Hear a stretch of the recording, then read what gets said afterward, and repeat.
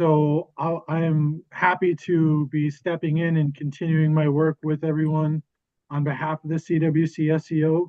My colleague Megan Baker, who should be joining us shortly, will be partnering together in covering this area. And the thing about it with Steve and his involvement, I will leave that to you guys, but you have your own authority to invite him in his other capacity. I'm not sure if you invited him due to his capacity as executive director for our commission. You can perhaps invite him again in his private capacity and a different capacity. So I leave that to you guys, how you want to address that. Okay, thank you. And I think we'll talk a little bit about that in this meeting as well. So let's get started, and Megan can join in as she's able with minutes approval from our last meeting. We need to go through is there a motion to approve the minutes? So moved. Yeah, second.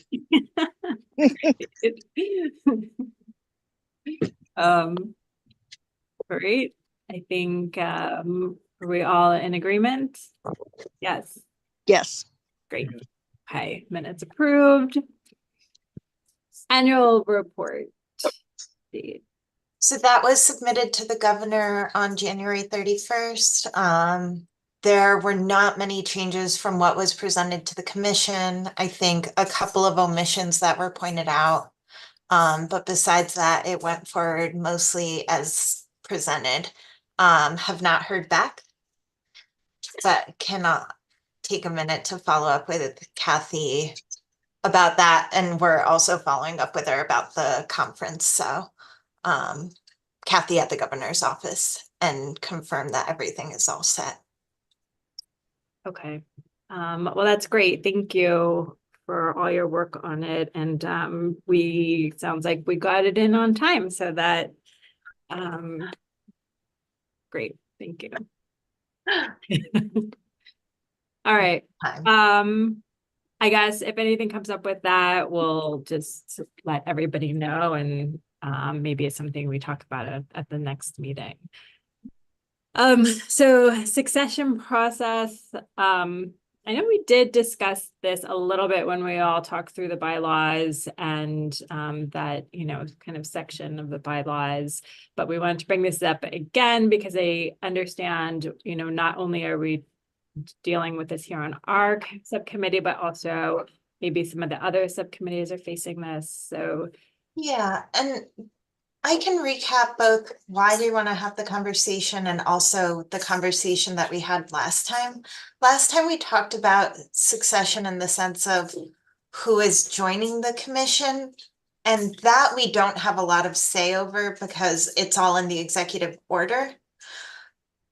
But that said, and what we realized more recently was that the executive order for the most part nominates a representative from certain commissions or organizations.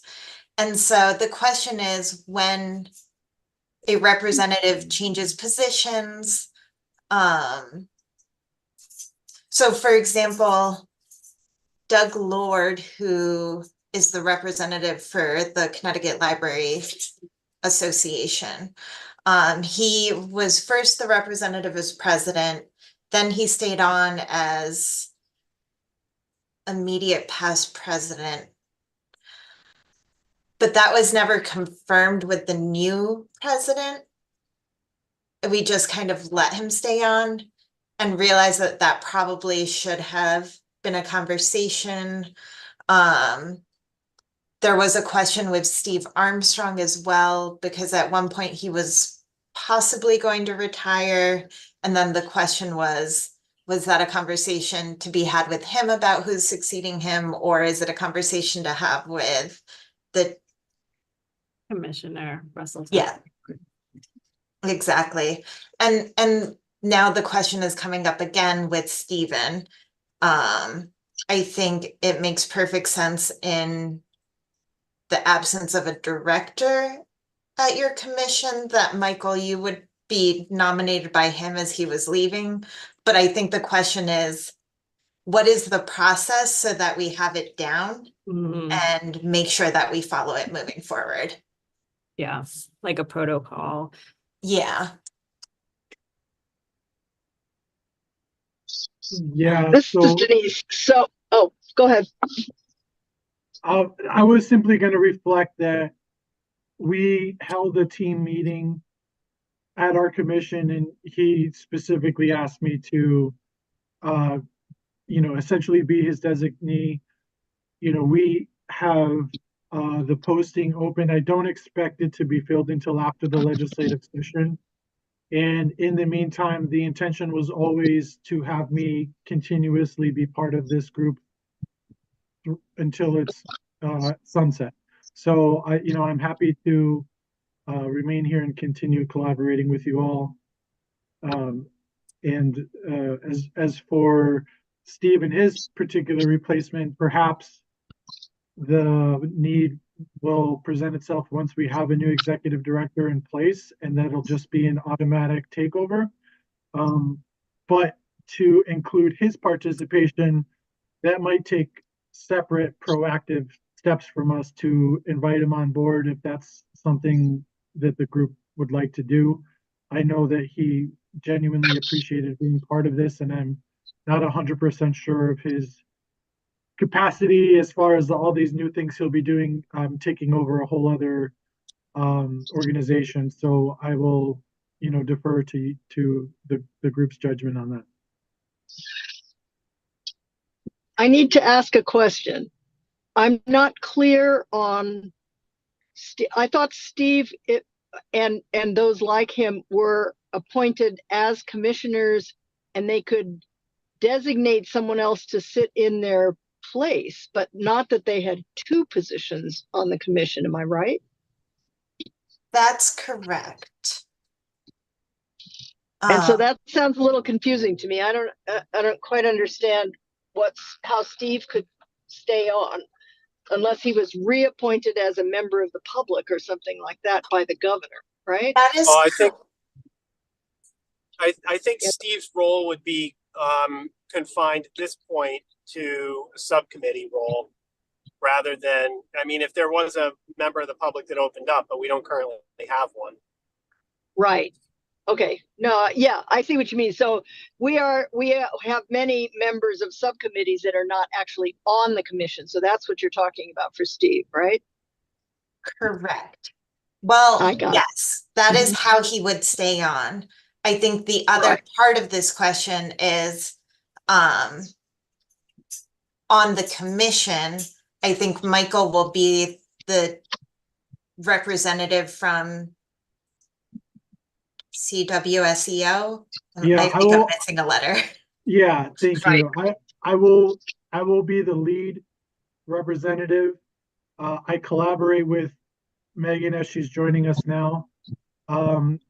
Because we partner and we have so many different mandated legislative responsibilities that for completion's sake, we cross-pollinate a lot and we collaborate a lot so that we can make sure to fulfill all our requirements. So Megan is joining us right now, but as far as this goes going forward, with everyone's approval and okay, we can collaborate together. I'm happy to remain as the lead. And then from time to time, as we have different scheduling conflicts, for example, I'm also on the steering committee of the Age Well Collaborative. They're meeting right now as we speak, but as Megan is here and we're bringing her on board for this process as well, I wanted to be part of this transition, especially with Steve no longer with us. So from time to time, she will be here if I have a different conflict, or I may be here and she may have a different event.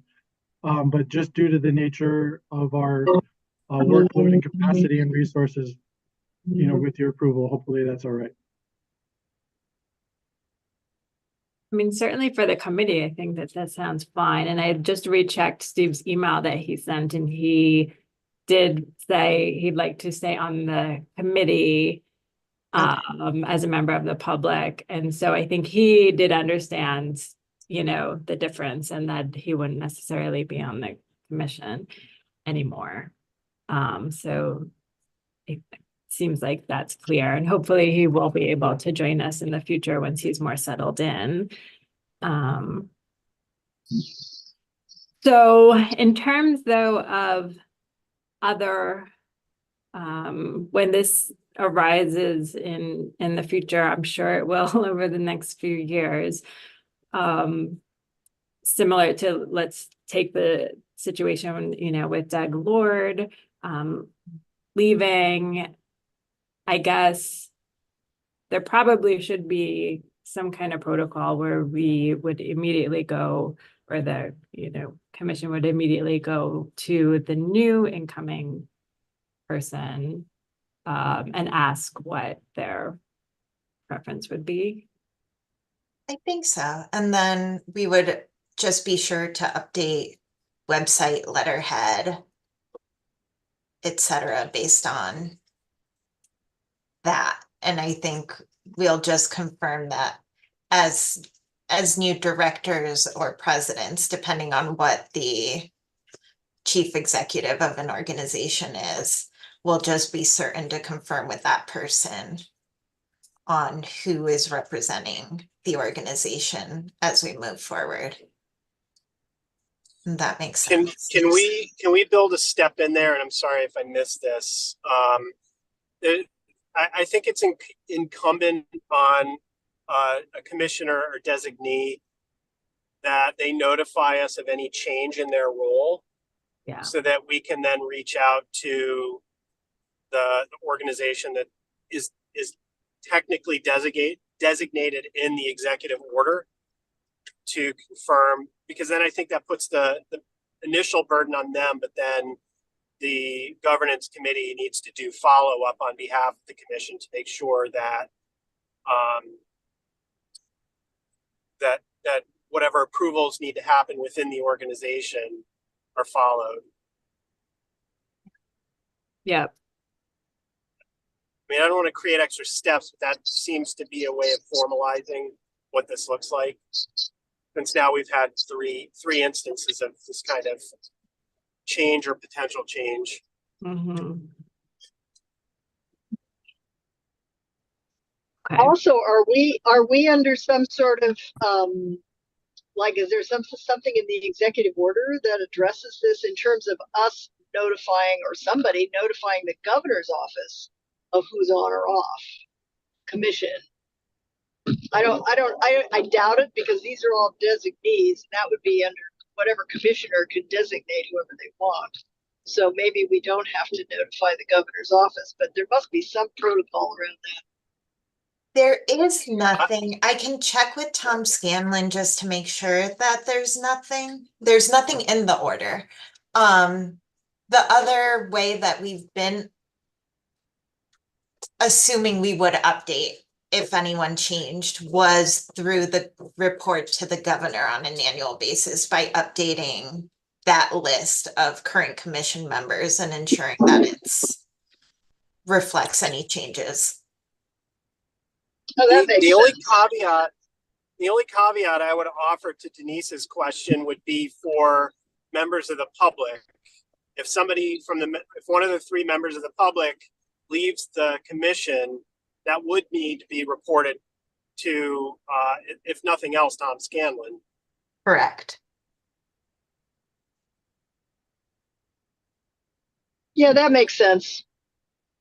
Because he's the one that fills positions on board commissions. Yeah.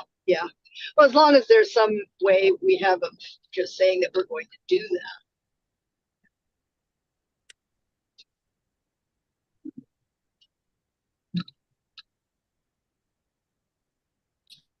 Yeah, and I'll confirm with him that he doesn't need us to inform him of any changes. It doesn't seem like it, but it's better to be safe than sorry. Yeah, good idea.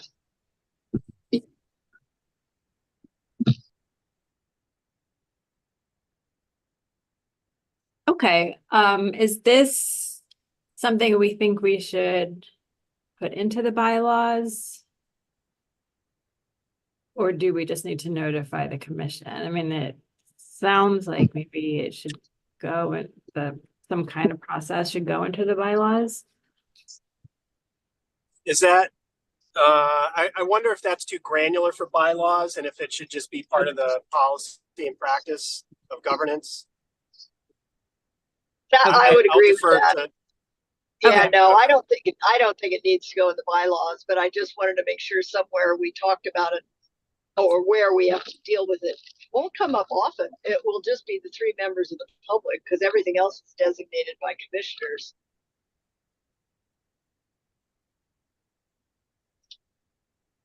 Okay.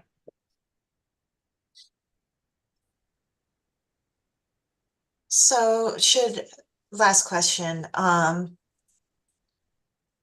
once we have this process written up, and Sheldon, I'll be looking at the minutes for help because I didn't take any notes. Should I send it to commissioners now at this point, or should we wait to just report out at the April meeting? It's really what people prefer.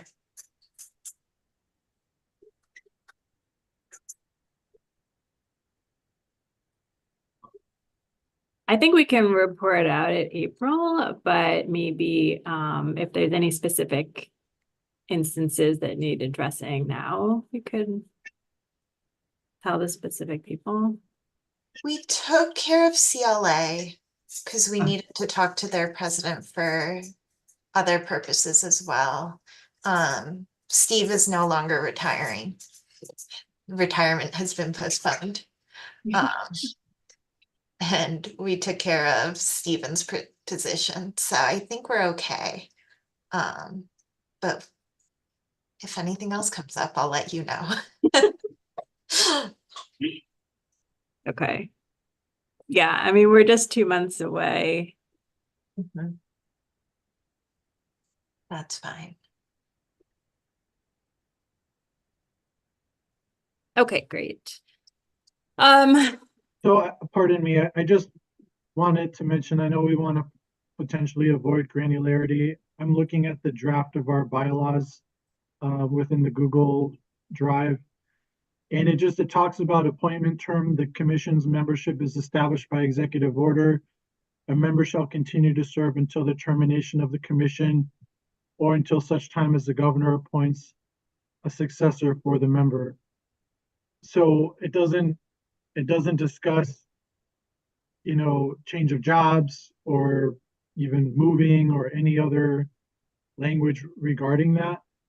For our appointment, it just says a representative of, the CWC SEO.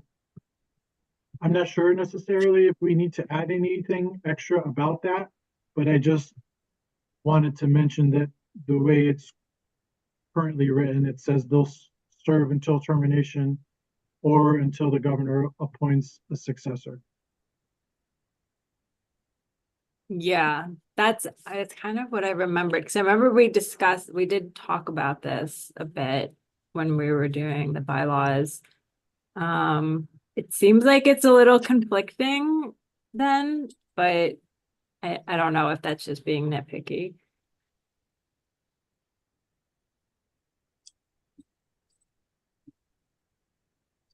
So I think the main thing at this point would just be, as far as Steve Hernandez is concerned, is you all can have a side conversation.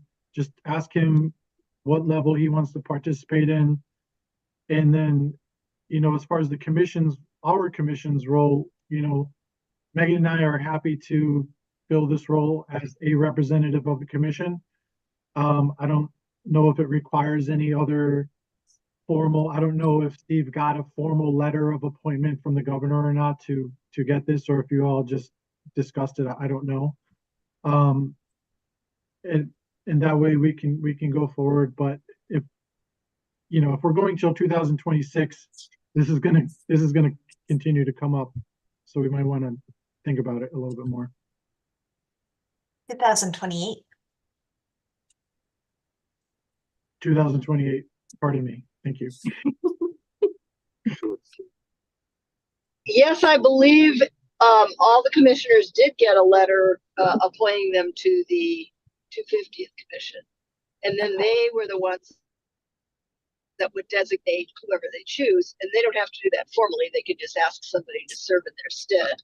But they're essentially voting for the commissioner. So as I recall, that everyone got letters of appointment. Am I remembering that right? Does anyone else remember that? I think I have a letter in my file that I was.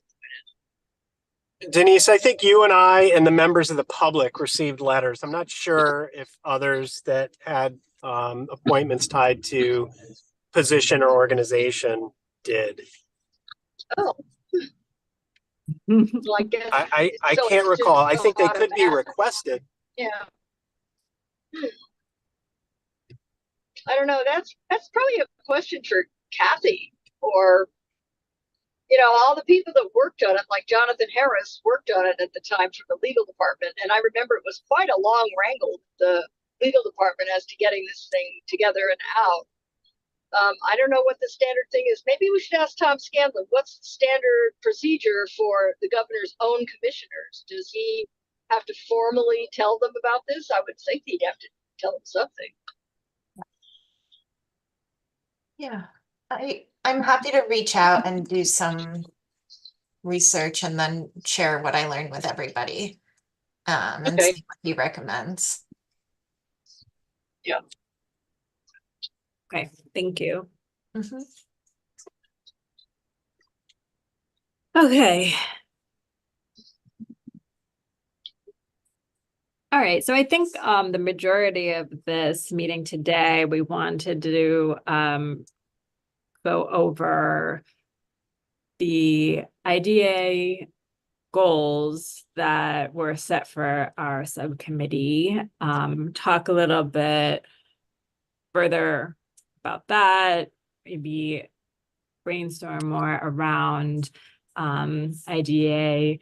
And I guess I think Michael and Megan, you guys weren't at the last full commission meeting, right? To kind of hear Mel's work on this area, but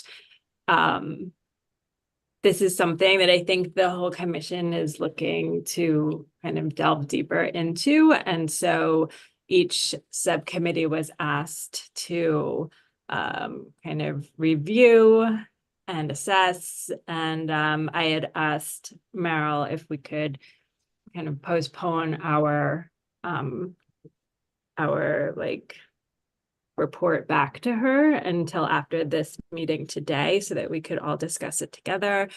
And she agreed. So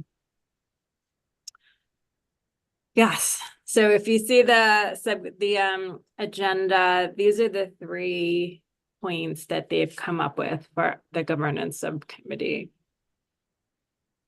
So assessing the diversity and representation of commission members and its subcommittees.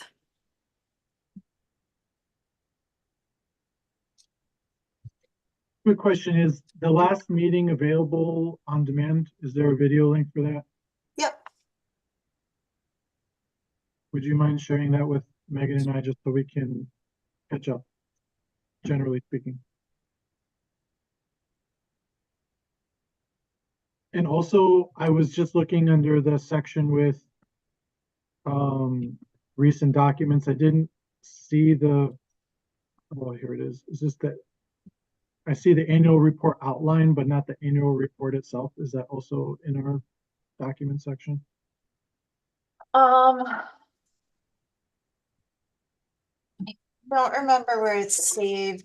The easiest place to find it is on the website.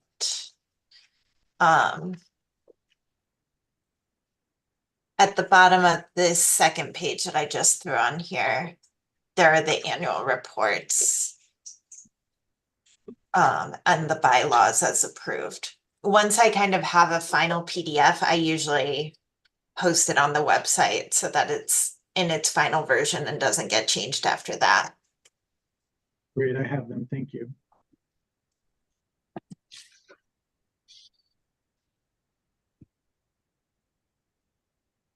So if we're if we're sort of are we at a point where we can discuss the first point in terms of commission representation, Ariane? Yeah. So I guess my question is, I mean, we were fairly conscious of trying to have broader representation in the establishment of specific commission members and offices. So I don't know how we want to rank ourselves or sort of establish criteria around that. But I do wonder, Cindy, do we have a list of subcommittee members or efforts at outreach to ensure broader representation, at least at the subcommittee level? And if that's something that we can measure. Yeah, so I do have a list of subcommittee members and I could share that. I don't think we need to actually do the assessment today. I think it's more about talking about whether these goals are realistic. Okay. That said,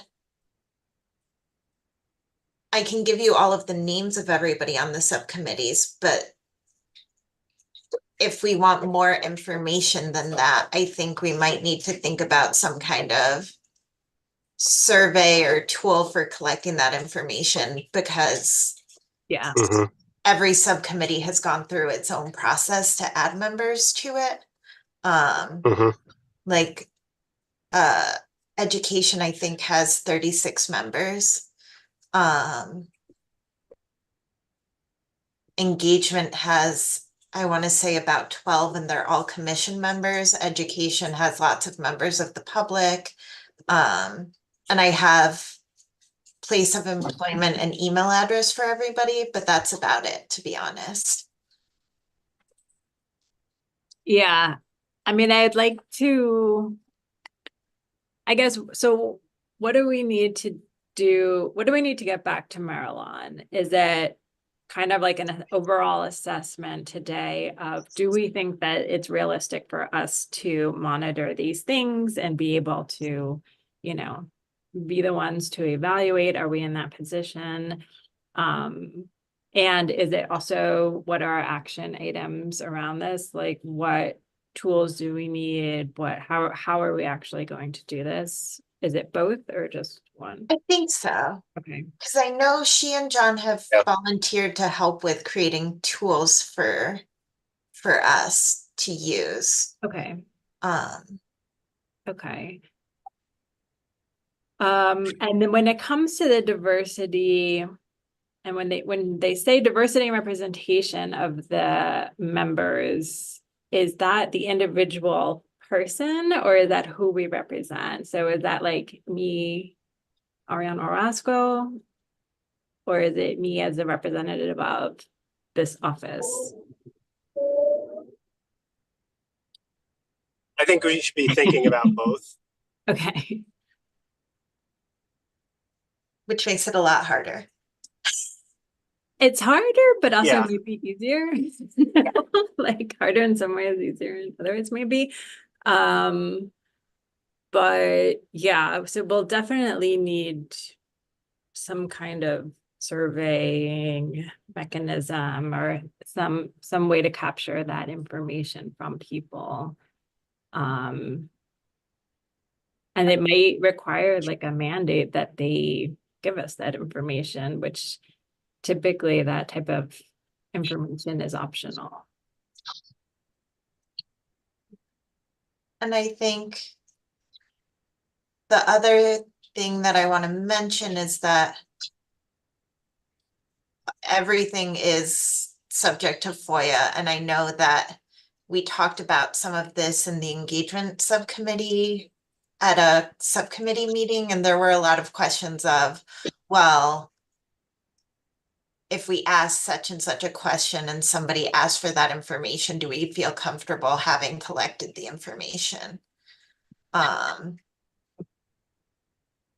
So can we check in with the FOIA office, Cindy, to see, if in fact we do collect this information, what are people's rights to privacy?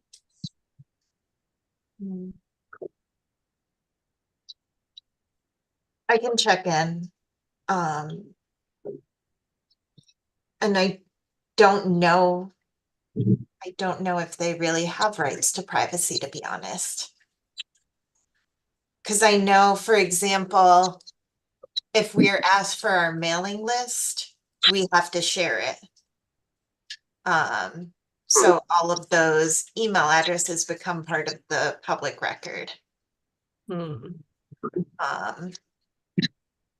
Which But is a that's, small thing, but yeah, but that is quite different than asking someone about how they want their ethnicity considered as a matter of public record, I think. I don't know. This is tricky stuff because it's it's asking someone to self-identify how they identify, and sometimes it's a complicated question. I know what they're getting at, and I know what they're trying to achieve. But I think what Cindy mentioned about the different makeup of different committees is relevant. Look at this little committee. I mean, I don't know how we exactly achieve that goal with 4 people. You know what I mean? And most of us are designated by the governor as members. I mean, not so much me, but all the commissioners, they're designating people. You can ask them to be sensitive to making sure they designate someone, but I don't know how much further we can go than that. yeah, I think in terms of commission members, clearly we can't really make a ton of changes. Although Right. I'm sure that if we felt strongly that we needed different representation on the commission, we could think about mechanisms for that. I think in terms of subcommittees, it's a lot easier because we have a lot more control over it. Right. But yeah. So I just put Yeah. into the chat, And I think that would be, sorry, Jason, I was just saying, I just go put ahead, into Michael. the, No, you go. thank you.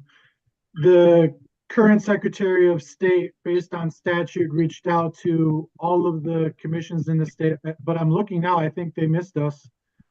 They asked our commission too, the CWC, SEO, and others for this gender race report, but it was all anonymously reported. I put it into the chat just for everyone's edification. You can take a look to see for aligning purposes. I don't know. There's nothing in here specifically identifying particular individuals and how do they express their identities. And what sort of diversity thresholds are we looking at? Are we trying to mirror the state, 80% of this group, 5% of that group, or what do we have in mind? And again, I'm sorry we missed the last meeting, but I just wanted to share this because this recently just came out too. Yeah, thank you. I was just thinking about this and that our deputy secretary spent a lot of time working on this. And I was thinking I could speak with her about how the process and how she went about doing this. And I know it was at great lengths to be anonymous, which is hard. But I do think that's a really good question. Like, what are we trying to achieve too? I think that's very important, especially as we're looking. I mean, I think our discussions have been mainly around looking to really focus efforts on those who would not traditionally feel included in this type of commemoration. And so, I mean, I would think that we would want to go beyond what's, represented in the state. So I'm just gonna express this too, because there's almost like a tension here. Like this report that I see doesn't seem to include disabilities, right? Our commission, CWCSEO, just held an event for deaf, blind, and hard of hearing community. They often have issues when it comes to law enforcement engagement, when it comes to being in the court system and this, that, and the other. And yet that sort of nitty gritty, people might not want to self-report that. So, there's, in law school, they talk about the reasonable person standard, the rational person standard. Again, we can look at how Secretary Thomas put this report together and just how far do we want to go with it. But yeah, that's all I just wanted to say. Well, can I say, as someone who put that report together for about a decade, every year, the Secretary's office is given that responsibility for putting together a report. But I would say, for example, our commission does have representatives from the disability community because we have Jonathan. Right. I mean, when I helped them in the legal department in the governor's office put together the commission, we were very conscious of trying to be representative. And the way you do that is through which commissions you put on the commission. So I think, honestly, I think we did a pretty good job of trying to get everyone to the table who was, represented by all these various commissions and boards. And so I don't know how to handle this. Privacy is a big issue on this. I remember that from putting the report together. Everything is self-reported and it's anonymous and probably for a reason. So, I don't know how much further we can go with that. It's really the governor's office job to put whatever relevant commissions representing people are on this commission. So, I mean, when you think about it, the Commissioner of Education is African American. But she has designated someone who is not. But that doesn't mean, you see what I mean? It's a complicated question. Yeah. Yeah. And for that matter, the Secretary of State is African American. I mean, but they're not sitting in directly. They have designees that they have designated to sit in. And that is certainly their right to designate who they would like. And that's why I suggested that the furthest we can go is probably to ask those commissioners to be sensitive to appointing designees who are representative of these communities. Yeah, I agree. And I think like Cindy was saying, it seems like maybe we should be focused a little bit more on the subcommittee members that are brought in from the public. Right. As that is where we would have more control. We can, in our meetings, we've been focusing a lot on this and discussing this a lot. So I think I hope that, the committee, subcommittee leaders are paying attention. And so we can, I guess, our governance subcommittee can try to, I don't know, every now and then assess, check in. We can try to establish some way of checking in to see where the subcommittees are, just so that there's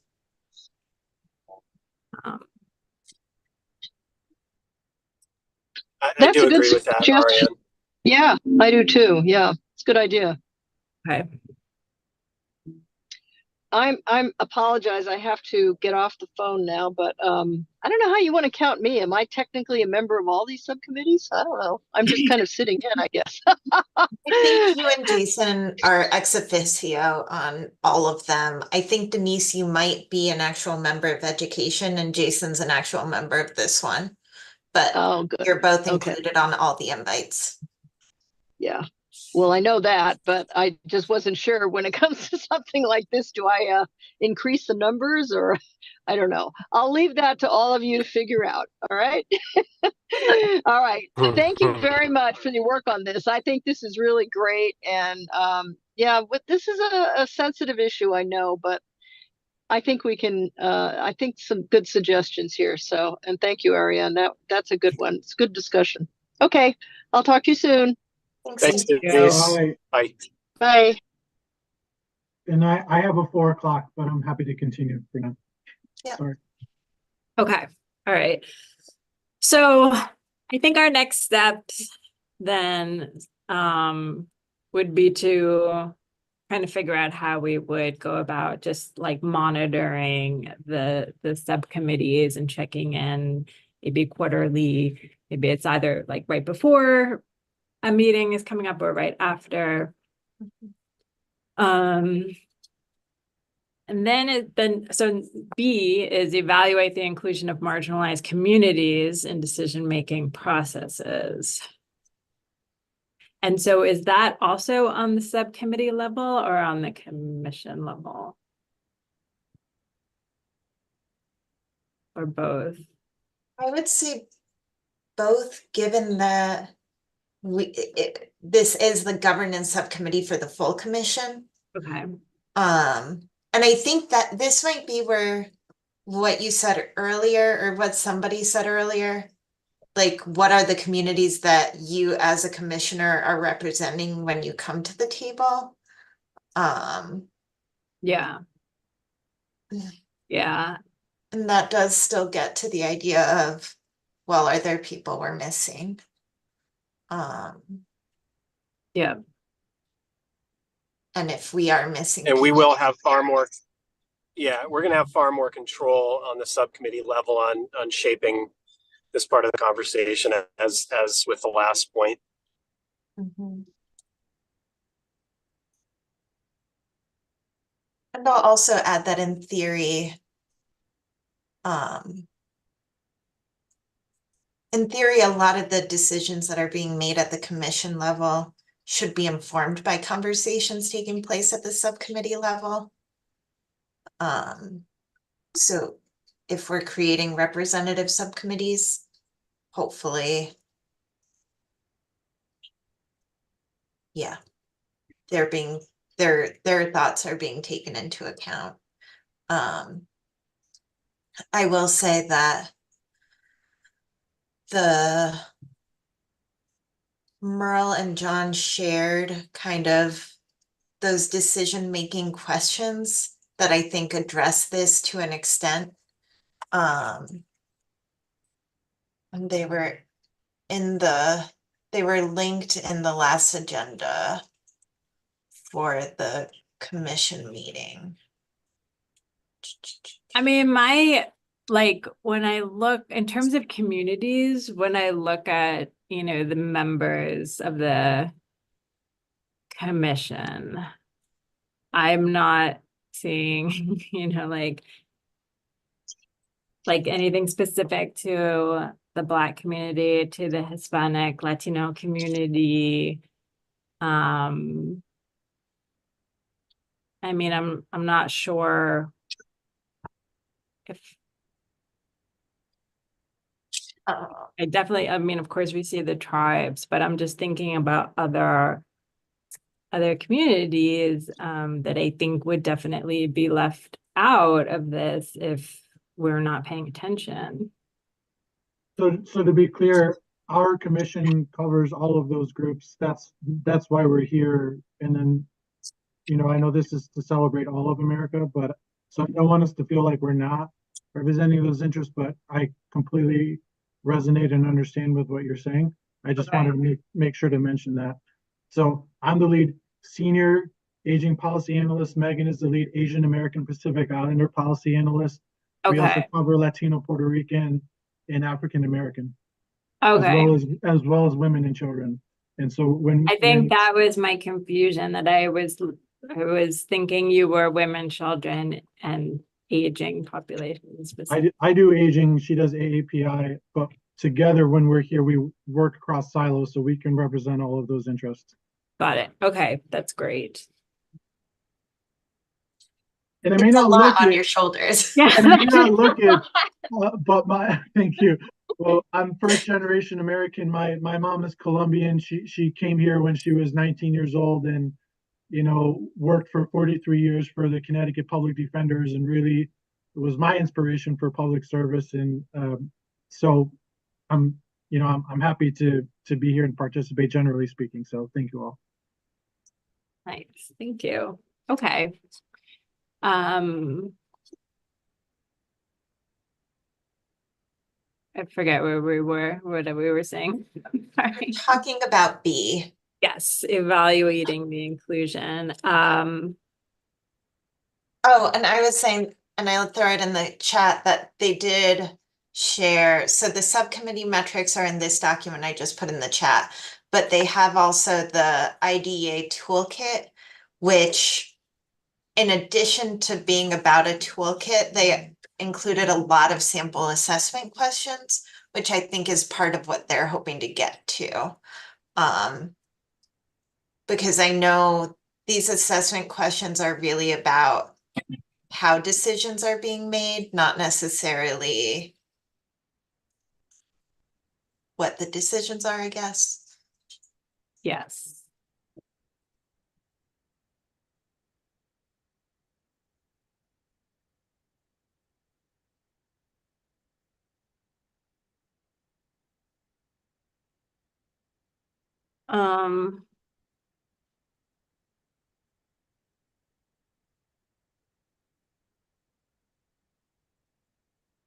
I mean, in B, what we could do maybe is come up with kind of a list of questions that we ask ourselves when any big decisions are being made, maybe. So, just go through those questions, and are we answering yes, as we go through?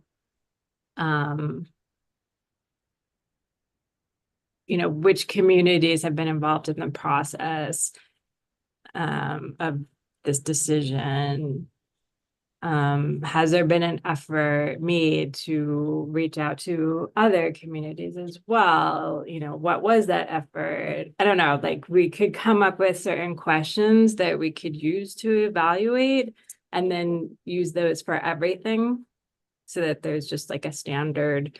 And then once those questions are shared with the other subcommittees, then they would also be thinking about that every time they were making their decision. Like, did we reach out to them?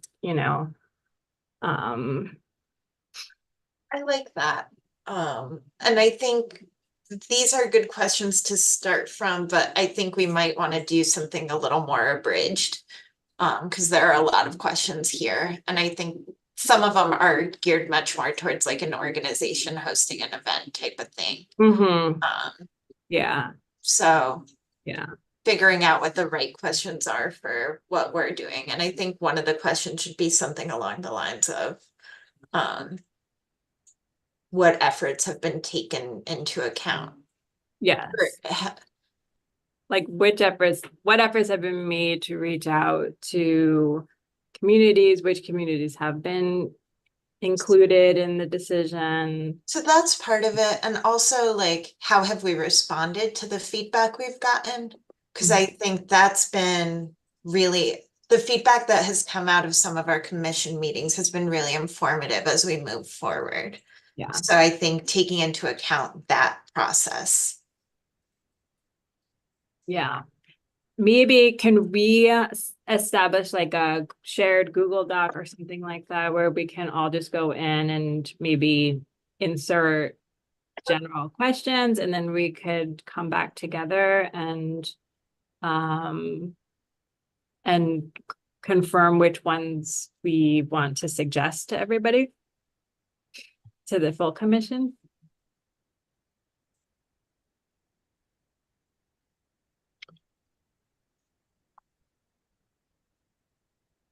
I guess my only hang up in some of this line of inquiry is we can say we're reaching out to particular communities, but that's an easy thing to just check a box off on without actually doing the work and building a relationship. And I would like to see us find a way to be more accountable to that. Like I can say, we don't have a high level of AAPI representation. We certainly don't, as to my knowledge, have Muslim representation in any of our work. I think that will require a more deliberate effort and meaningful effort. And, quite frankly, I think we're lagging far behind with the Black community. And that's going to require a higher level of engagement, not just sending emails and saying, the commission reached out to this person. Yeah. I think that's going to challenge us to do better in more meaningful work on behalf of the commission. And it's going to be a lift, because my concern, and I know Cindy's heard me say this, is what I've been reflecting on lately is, we're thinking about the idea of America with this commission and the creation of this sort of America, without really talking about the impact of American empire and what that means for all the people whose stolen land and stolen labor is part of that story. And who still don't feel like they're part of this narrative. So this is where I think we really need to do the work. Yeah. Sorry to belabor that, but Yeah. it's an important point to make. No, I agree. I mean, I was wondering, could we bring our next meeting to one of the reservations, or if not the next meeting, but another one? Could we go to people as opposed to making everyone come to Hartford, which, there's even issues around that, and it feeling very government-led and government-controlled. So I like that idea a lot. Yeah, there definitely, I think, needs to be more of going out to people, even maybe checking schedules. I forget who I was speaking with, my partner during this session the last time, and he was saying, some of us are here because we have to be, we're paid to be, in a sense, and that is part of our job. But others, it's not that way. It's much more voluntary. And so for those who are more volunteers, I think it's more important that we're going to them as opposed to those of us who are, it's, kind of part of our jobs.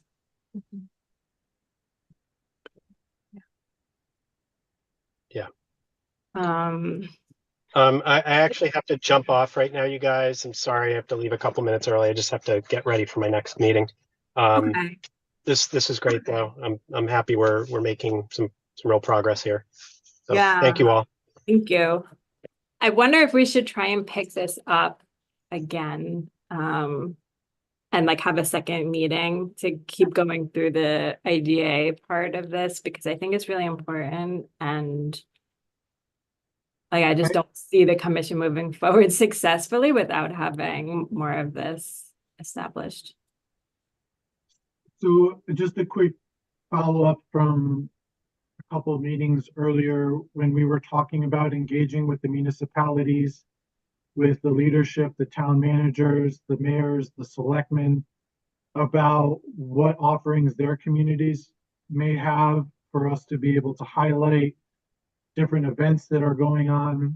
I highlighted here in East Haddam, we have the Thunder in the Valley, which is a drum and fife event where people come from all over, dressed up, and it's really cool. By the way, I love the idea of going to one of the reservations. But this might be a great opportunity as part of that outreach, if we've already kind of developed, I don't know if we have or not, but developed a list of the different municipal leadership to just engage with them from their communities. And I think if we authentically just say, hey, these are our events, we're also trying to be mindful of, being inclusive, and just asking them for their ideas, for their members. I think, there's a difference between someone who's formally appointed or, members of the public, joining or having room for public comments and things like that. And just putting out the call to the different towns, and they themselves might be able to respond. You know, again, for example, here in East Haddam, we have a historical society, and we have something called Venture Smith Day, and that recently occurred, and I highlighted that. And then Simsbury had Martin Luther King, who was there, and they have something that honors that. So there's different events that the towns and municipalities may have that historically are Connecticut oriented and related, that, you know, engage with these different populations and communities that are still part of this American fabric that we're talking about. So a simple form letter going out to all of them might generate some really interesting opportunities for us. So I just wanted to flag that. Yeah. Yeah. And I think there's a difference between town leaders and like the government piece of it and the community leaders, like the community organizers and advocates and the people who are kind of on the ground. So I think it's like both. I think, you know, Denise has her focus of the town leaders, and Secretary Thomas has reached out to them as well, just to make sure they're aware that this is all going on. They should be starting their preparations. But there needs to be somebody, some other entities amongst us that are going out into the communities, nonprofits and groups. So that has to be like a separate but parallel effort, I think. Yeah, and I agree. I think we need to think about what that looks like and what the purpose of that is, so that we have the right messaging and can kind of prep people. Yeah. Yeah. Keeping in mind that the only staff member managing all of this is like me at 50% of my time. So I can't do a full out like volunteer management. But I do think if we had like a message that we're trying to get out, we could have some flyers and stuff made up, and different commissioners could sign up to go to stuff. So Michael, I know you need to leave. We'll set up like another meeting to just like regroup and continue on with this. Well, I thank you all. I really appreciate that, and I appreciate, you know, the mindfulness and thoughtfulness to really engage with a broad spectrum of Connecticut's populations, and I'm very confident we're going to have some really great programming lined up. And so have a great rest of the meeting, and thank you all. Thank you.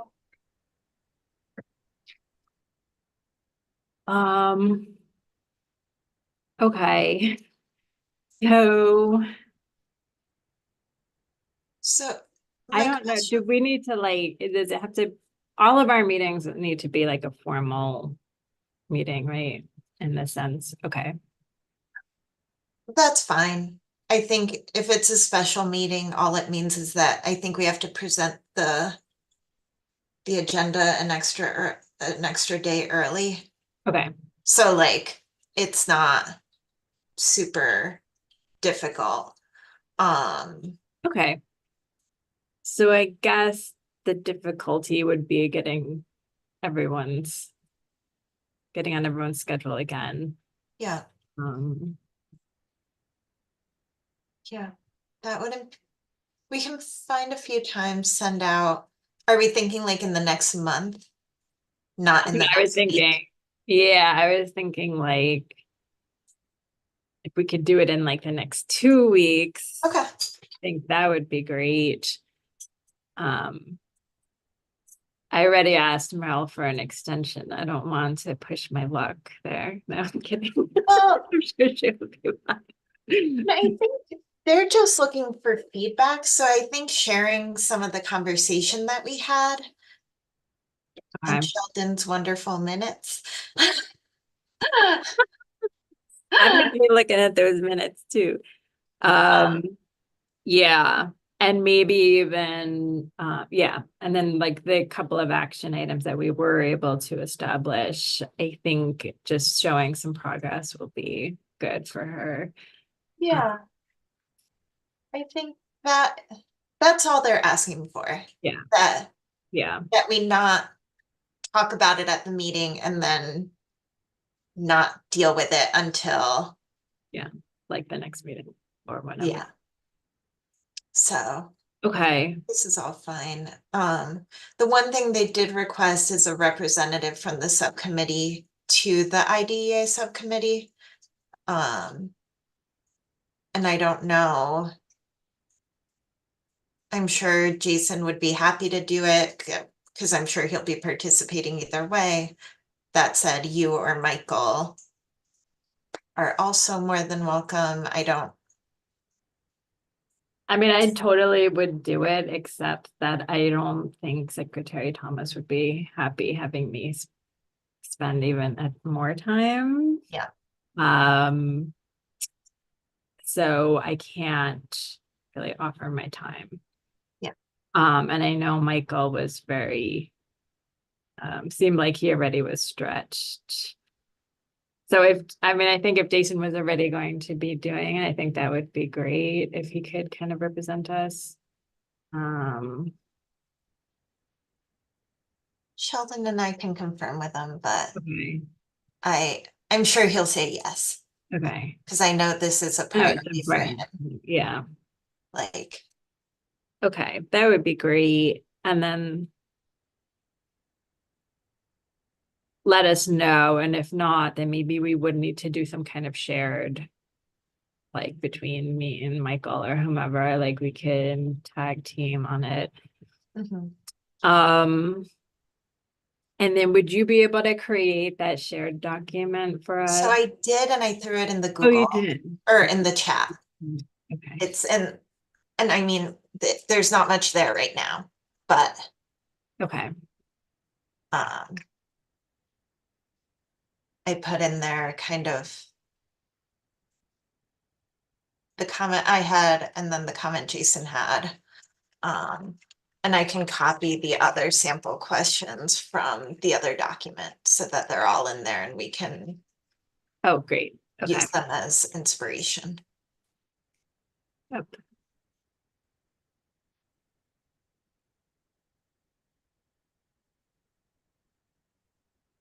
Okay, And then Cindy, just to confirm, this shared Google Doc connects to the IDEA goals section of our chat today. Yep. Okay. Yes, yeah. I get what you're saying for minutes. Yeah, this would be, yeah, this was the thinking around 4B, how we might evaluate the inclusion of communities. Okay, great. Thank you both.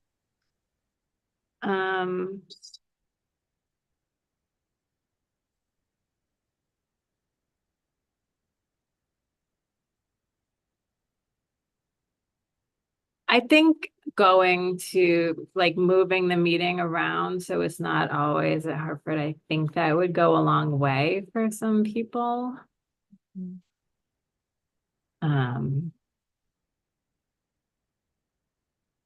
So I agree.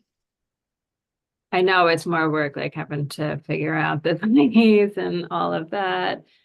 Yeah, it's really just the recording because the old State House does it all for us, so we don't have to worry about it. But that said, we can figure out something. Okay.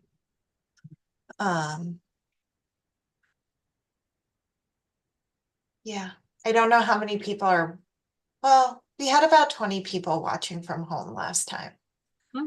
Like members of the public, Yeah. not commissioners. Right. Commissioners are on Zoom. So I think that would go down if we didn't have as good of a recording. So I do think it's worth taking both into consideration, but I think the participation from a non-traditional community. The people who would typically be interested in the 250th will increase if we're not always at the old State House. Because I Yeah. think people who participate virtually are exactly who would be participating anyway, Mm-hmm. no matter what. Exactly.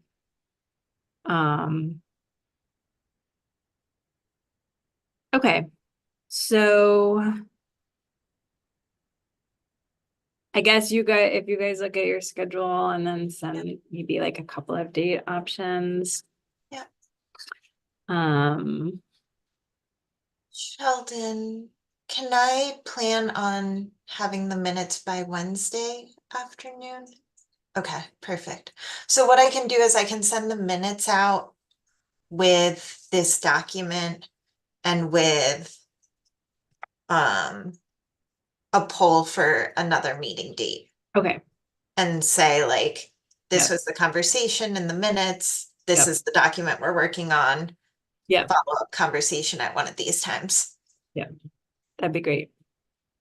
Awesome. Okay, good.